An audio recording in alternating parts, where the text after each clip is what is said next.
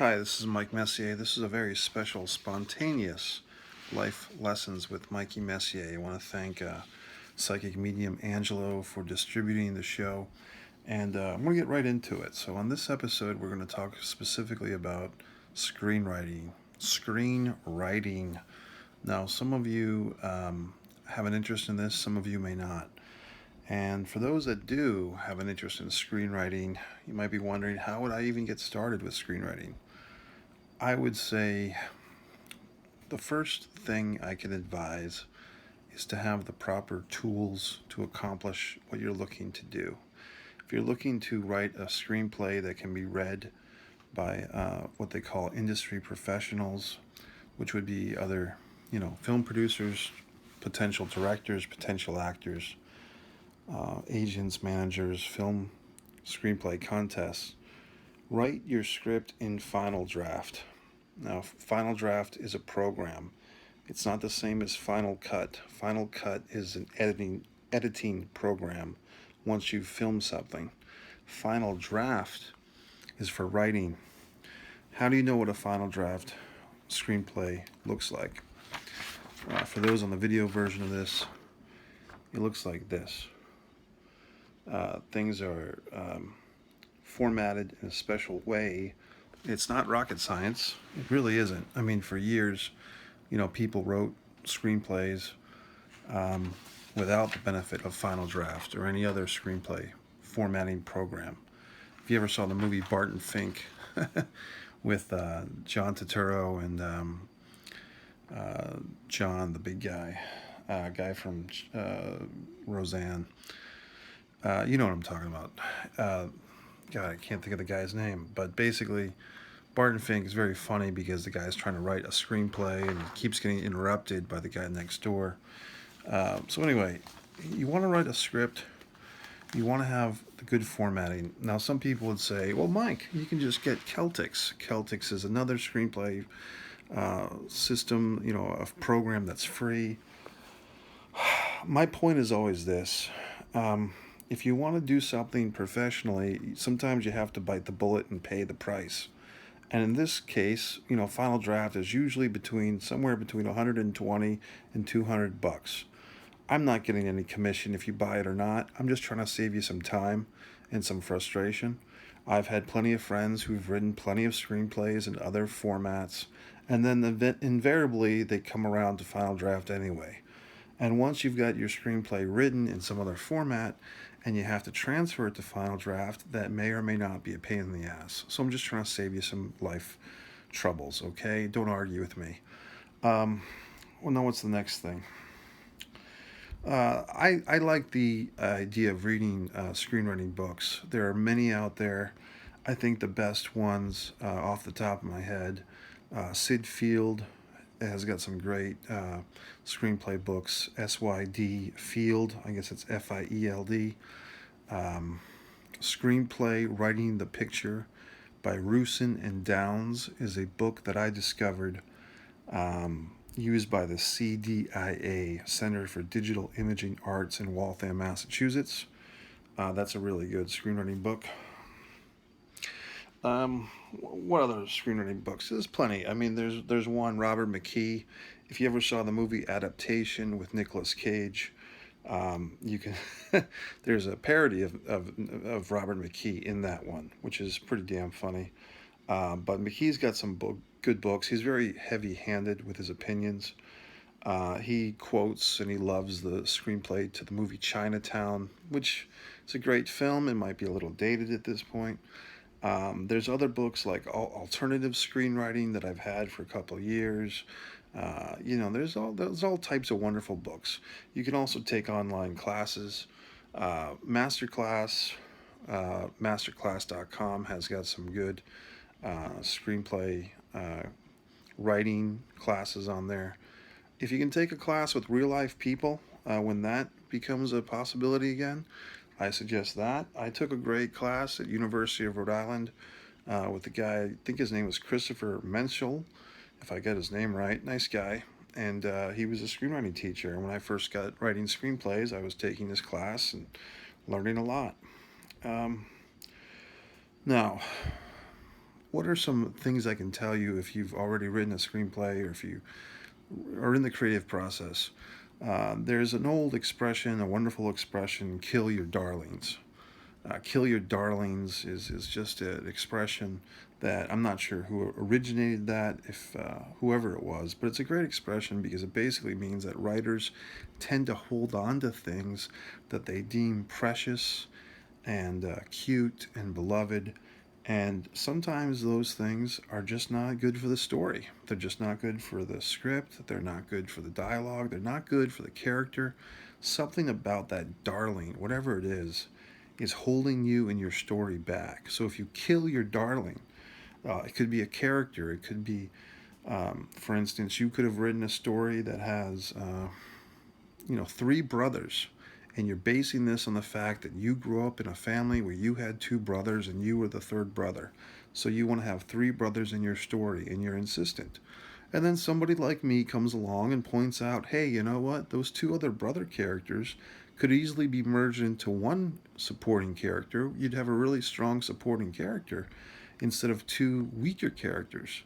And the person who created these three brothers may not want to hear that because, oh, I had two brothers and blah, blah, blah, and I've named the characters after my real life brothers and all this crap. Well, the reality is you're holding yourself back and you're holding the potential for your script back. So, what else? That tends to be a thing with a lot of writers, beginning writers especially, is that they write something that's supposedly fiction, but they're basing it on their own lives. And when they do that, they're expecting that the fictional narrative should subscribe to everything that has happened to them in real life. So they're really not writing. They're writing in order to honor what really happened. Well, that's not honoring the reader or the potential filmmakers that are going to help you make this project happen. So, my advice, a very simple note, is to change the names of real life people to fictional names. First of all, never use someone's real last name and real first name. But if you're going to base characters for legal purposes, but if you're going to do that in your writing, if you have an aunt, Janie, who was a real pain in your ass when you grew up, don't write a character named Aunt Janie, because not only do you have possible legal ramifications if this thing ever gets made, but you also have the fact that you're going to limit your imagination to whatever Janie did in real life. So you have to change the names. That frees yourself up. Other advice I can give you is, have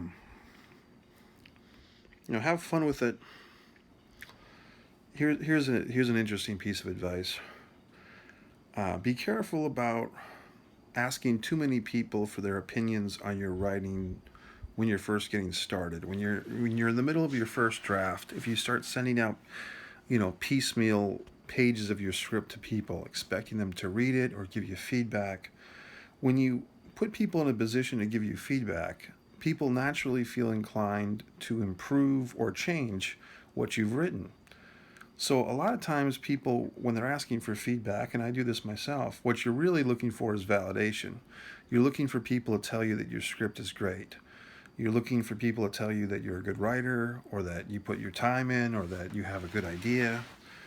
So you're looking for that pat on the back that we all want.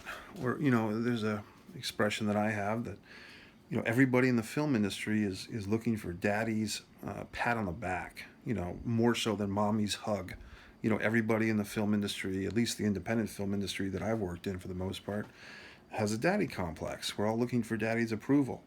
So if you're writing 2 or 3 pages or 10 or 20 pages and sending those pages out to somebody else to read before you're finished with your screenplay or your novel, whatever it is, what you're really inviting is people to screw up your work, to screw up your process. So I would advise, if at all possible, get through your first script, your first draft, on your own before asking for anybody's help. Just a thought. Next thing is collaboration. Now, here's one that's always a wonderful pain in the ass. A lot of people want to co-write.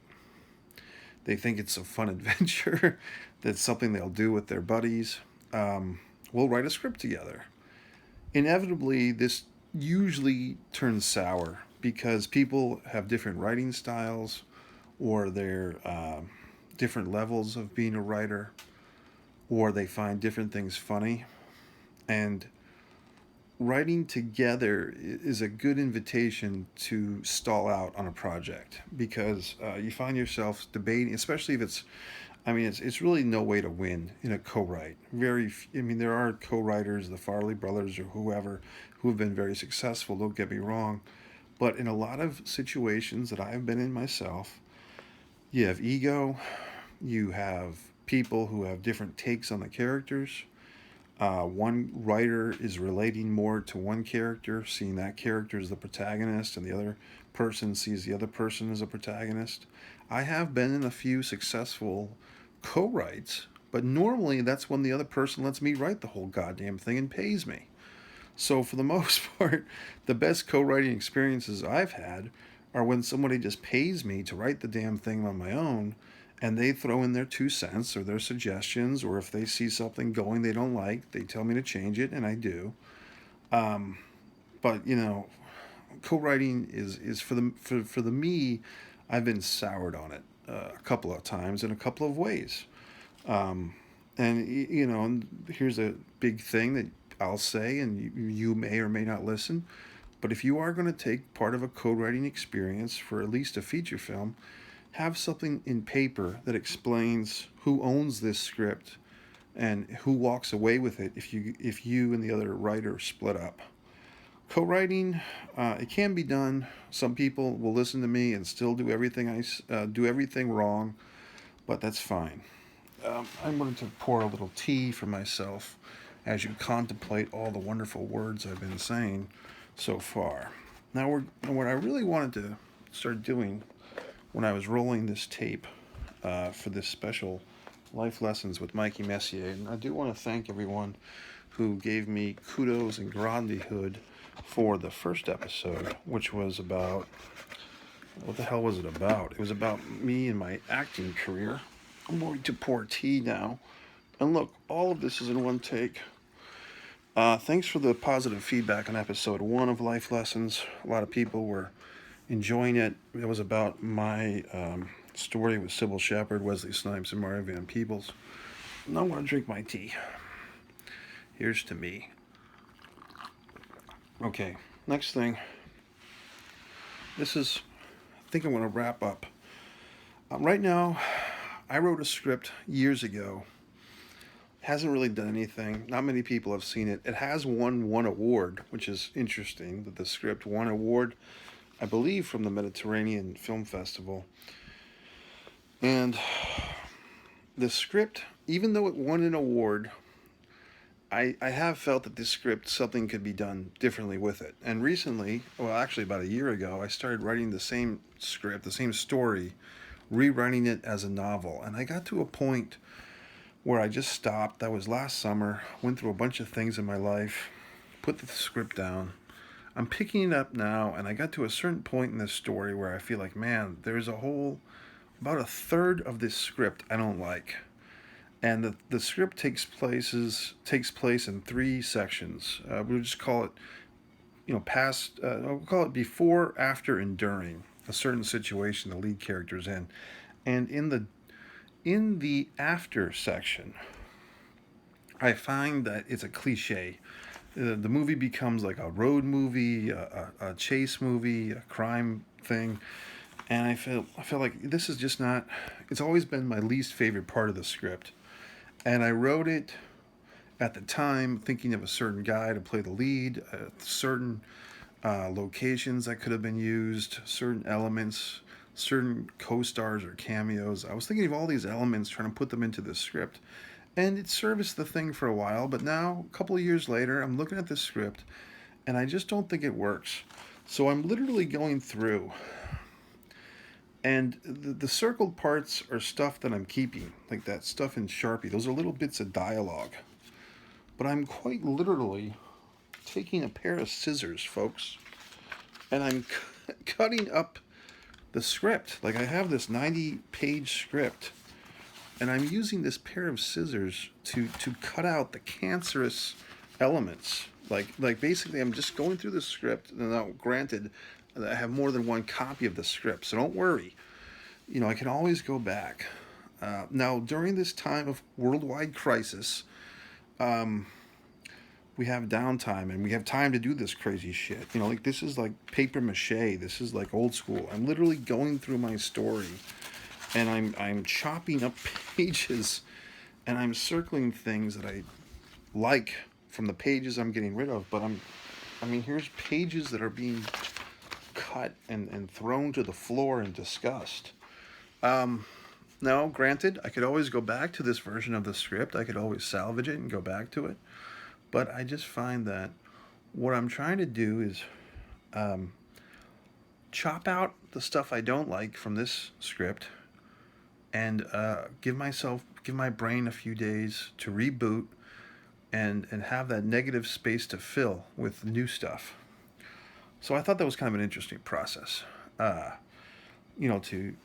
literally, quite literally, go through and chop up the fucking script and slice things out. So I find it interesting. Maybe you don't. So what else can I say about screenwriting? Here's one thing about screenwriting.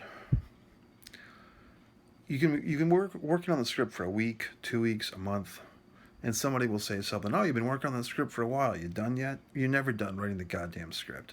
You go onto a movie set sometimes, and even a script that's been lucky enough to be produced, there's somebody still writing the script and rewriting. And there's another cliche. There's 3 movies: the movie you write, the movie you film, and the movie you edit. Even in the editing room, you can kind of rewrite the script a little bit using the power of editing to manipulate some of the lines or do a voiceover. I had one film, The Nature of the Flame, short film, 7 minutes, and the whole idea of it was, let's film the visuals and then let's do voiceover for our audio, for our dialogue.